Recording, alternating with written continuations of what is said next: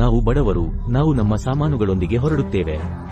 ಆದರೆ ಇಡೀ ಪ್ರಪಂಚದಲ್ಲಿ 1,40,000 ಮೌಲ್ಯದ ಕನ್ನಡಕ ಹಾಕಿಕೊಂಡು 12 ಕೋಟಿ ರೂಪಾಯಿ ಅರ್ಥಾತ್ ಭಿಕ್ಷೆ ಬೇಡುವ ಮೂಲಕ ಇಲ್ಲಿ ಫೋರಂ ಟೂರ್ ಮಾಡಿ ಡಿಜಿಟಲ್ ಕ್ಯಾಮೆರಾ ಬಿಡುಗಡೆಗೂ ಮುನ್ನ ಡಿಜಿಟಲ್ ಕ್ಯಾಮೆರಾ ಖರೀದಿಸಿದ್ದಾರೆ. ಮತ್ತು ನರೇಂದ್ರ ಮೋದಿಯವರು ತಮ್ಮನ್ನು ಬಡವರು ಮಾತ್ರವಲ್ಲದೆ ಅತ್ಯಂತ ಬಡ ಕುಟುಂಬದವರು ಎಂದು ಕರೆಯುತ್ತಾರೆ. ಸ್ನೇಹಿತರೆ, ನನ್ನ ಬಾಲ್ಯದಲ್ಲಿ ನಾನು ರೈಲ್ವೆ ಕಂಪಾರ್ಟ್ಮೆಂಟ್ನಲ್ಲಿ ಚಹಾ ಕುಡಿಯುತ್ತಿದ್ದೆ. ಇದು ಯಾವ ರೀತಿಯ ಭಿಕ್ಷೆ? ಅವನು ದೇವರು ಮತ್ತು ನಾವು ಅವನನ್ನು ಆರಾಧಿಸುತ್ತೇವೆ.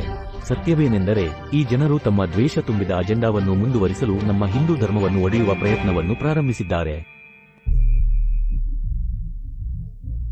ನಾವು ಕಾನ್ಪುರದಲ್ಲಿ ಮಂಗಲ್ ಲೋಡರ್ ಆಗಿ ಕೆಲಸ ಮಾಡ್ತಾರೆ, ಅಂದರೆ ಬಂಡಿಗಳಲ್ಲಿ ಸಾಮಾನು ತುಂಬುವ ಕೆಲಸ ಮಾಡ್ತಾರೆ ಅಂತ ಹೇಳ್ತೀರಾ?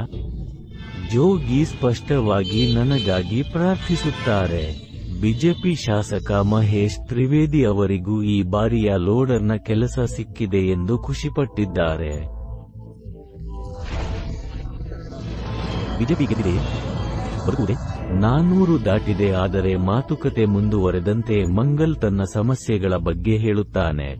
ತನಗೆ ವಿದ್ಯುತ್ ಇಲ್ಲ, ಒಳಚರಂಡಿ ವ್ಯವಸ್ಥೆ ಇಲ್ಲ ಮತ್ತು ಅವನು ಹಲವಾರು ಬಾರಿ ಬಿಜೆಪಿ ಶಾಸಕ ಮಹೇಶ್ ತ್ರಿವೇದಿಯನ್ನು ಸಂಪರ್ಕಿಸಿದ್ದಾನೆ.